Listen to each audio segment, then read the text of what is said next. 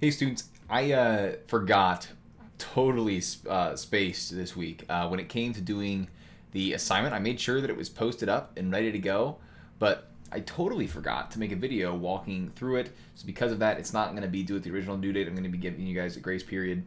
So make sure you check the new updated due date. So let's go ahead and get into this. Let's start going over the reading guide for part 3, sections 1, 2, and 3. Okay. The first question asks something about a quote. So we don't even have to get into the book yet. Yeah. It asks, Thomas Jefferson stated that the sum of good government was a wise and frugal government, which shall restrain men from injuring one another, which shall leave them otherwise free to regulate their own pursuits of industry and improvements, and shall not take from the mouth of labor the bread it has earned. So I ask for you to state in your own words what Jefferson meant, and let's just go ahead and read over each kind of portion of this statement here. So a wise and frugal government, right? So a government that tries to kind of limit what it spends money on, shall restrain men from injuring one another. This kind of refers to the idea that we've been talking about this whole time, that the government should be a government that protects private property rights, right? Protects individuals, which shall leave them otherwise free to regulate their own pursuits of industry and improvements. We see a big nod to the invisible hand here, that people will be able to, kind of decide what works best for them, right? Let people decide. And shall not take from the mouth of labor what bread it has earned. This idea that people should be able to keep what they produce, right? And this will then incentivize them to produce more. So, what Jefferson means by this is, well, we need to have a government that protects people and the property rights, but really leaves them on their own to do everything else, okay? We don't need a government to do everything else for these citizens. They'll do it for themselves. Okay, so let's move on to number 2. Describe the protective and productive functions of government. So let's go ahead and get into it. We can see that quote here by Thomas Jefferson that the reading guide was referring to. But if you scroll down here, we can see emboldened the productive function that the reading guide was talking about. So it says, the productive function encompasses the government's maintenance and framework of security and order, including the enforcement of rules against theft, fraud, and violence. That right there, ladies and gentlemen, is our productive function. Okay? Protecting individuals. Okay? That's the protective function. So what's the productive function? Well, we would have to view ourselves a little bit down the ways here to look at the once again bolded word, productive function. It says the secondary primary function of the government is the productive function.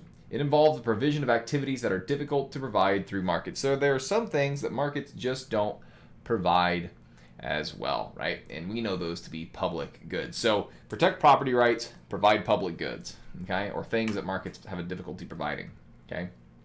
The book here, the reading guide then asks you for 2 examples from the book of public goods. They, if you read here, give a great example of military, right? I have to be able to find it really quick. Here we are. Next paragraph. It says, sometimes the productive function of government is more direct. There are some goods for which it is difficult to establish a one-to-one relationship between payment and receipt of the good, public goods, right? For example, national defense is jointly consumed by the citizenry. It would be virtually impossible to provide some citizens with protection against foreign aggressors without simultaneously providing it to all. Markets will tend to produce little of goods with such characteristics, right? How could Walmart sell something that they can't charge people individually for, right? If they get to take it, whether or not they charge it, pay for it, yeah. So Walmart wouldn't be able to pay, provide many of those goods.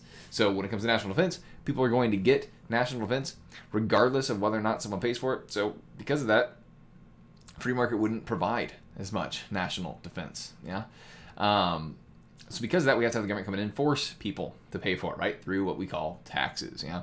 And then the other example they give are roads, because it's not just that some things are public goods. Matter of fact, roads are a private good, right? We could exclude you from using a road, and roads are rivalrous, right? We know if a lot of people are on the road that, it becomes congested and we don't get as much of a benefit out of it.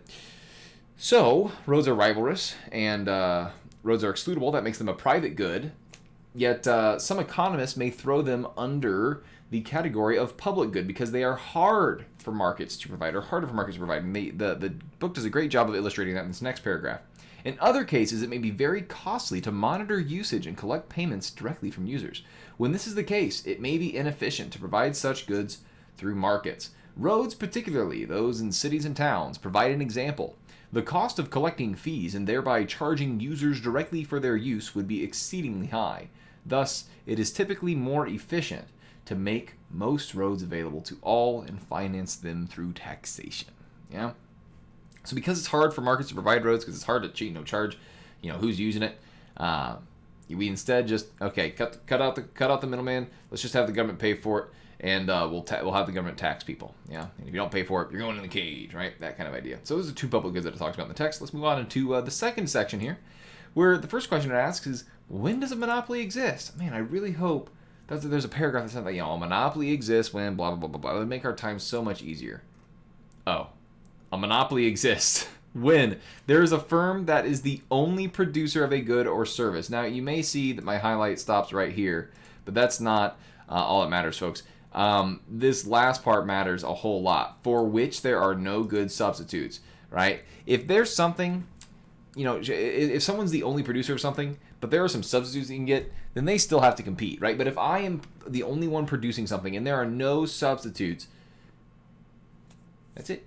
You got to come to me, right? If I was the only producer of water, you would have to come for me. There is no substitute for water, right?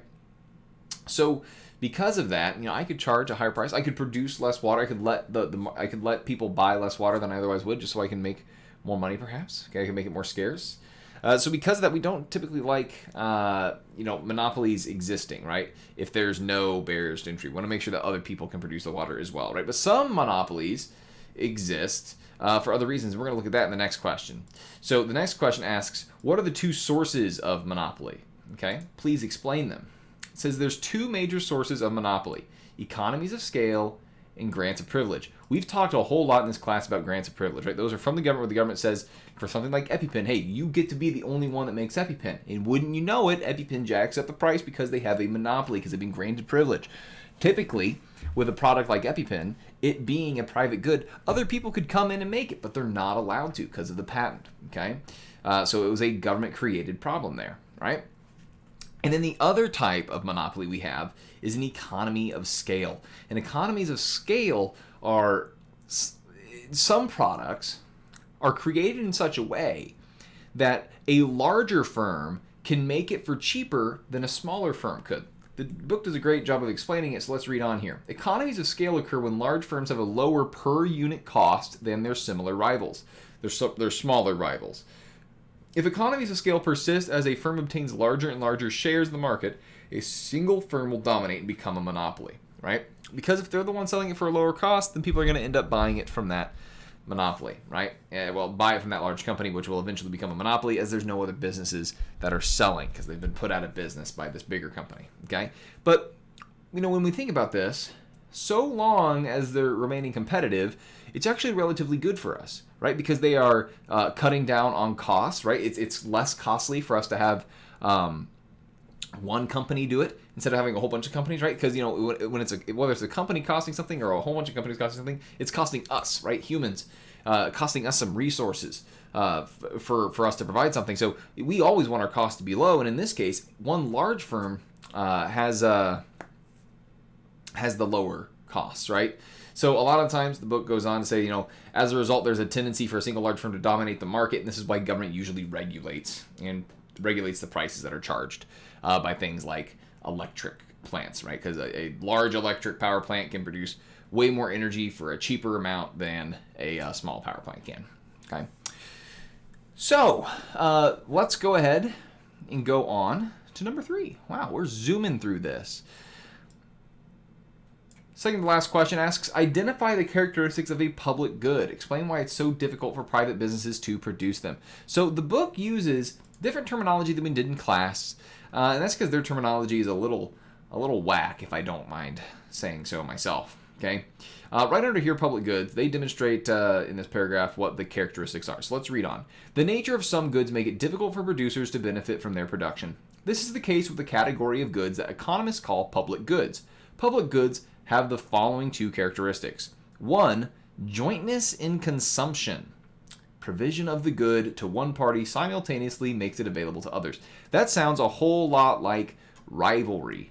Or matter, I guess a better way of saying is non-rivalry, right? Your consumption doesn't permit my consumption, right? We consume it together and both get the same benefits. Yeah, this is non-rivalry, right? This is just another way of saying non-rivalry, okay? And the second thing is non-excludability. Hey, that's what we used in class, right? We use non-excludable. It is difficult or virtually impossible to exclude non-paying customers, right? That is a public good, okay? For example, flood control meets the first criteria because once it's provided, everyone in the region benefits, and it meets the second criteria because the supplier will have trouble charging people for the service. Thus, because potential suppliers are unable to establish one-to-one relationship between payment and receipt of the good, it would be difficult to provide public goods through markets. And it would be easier, one could assume, to instead just tax people to get the money for the good, okay? So, you got to think, why is it so difficult for private businesses to produce them? Well, if I can't exclude those that don't pay, who's going to pay? Right? If you get to have it whether or not you pay, we talked about the free rider problem, right? People are just going to not pay and get the good anyways and be a free rider, okay? And because everyone has that incentive, well, we actually end up not having the whole thing produced because, if you're an entrepreneur, you're not going to build something if you know no one's going to pay, therefore you don't build it, yeah? Ugh. So free markets don't provide them as much because there's no way to get the money back on it. Yeah. Is everything provided by the government a public good? Why or why not? Well, we've talked a whole lot in class, and even just now, right? Roads are a private good. Schools are a private good. Healthcare is a private good, right? All of those things are rivalrous, right? When you're using them, that's less for someone else to use, okay? And they're excludable. We could shut the doors and not let you get the benefits, right? If you don't pay for it, we could prevent you from getting it, yeah? So we know the government does provide some private goods. This question is kind of trying to demonstrate that there's a difference between public sector and public good. Public sector is all about, public sector versus private sector, right? Private sector is individuals, businesses. Public sector is the government, okay? And a lot of people like to think that, okay, if it's provided by the government, the public sector, it's a public good. No. Okay, a public good is something that is non-rivalrous and non-excludable. Okay, that is something like national defense, flood control.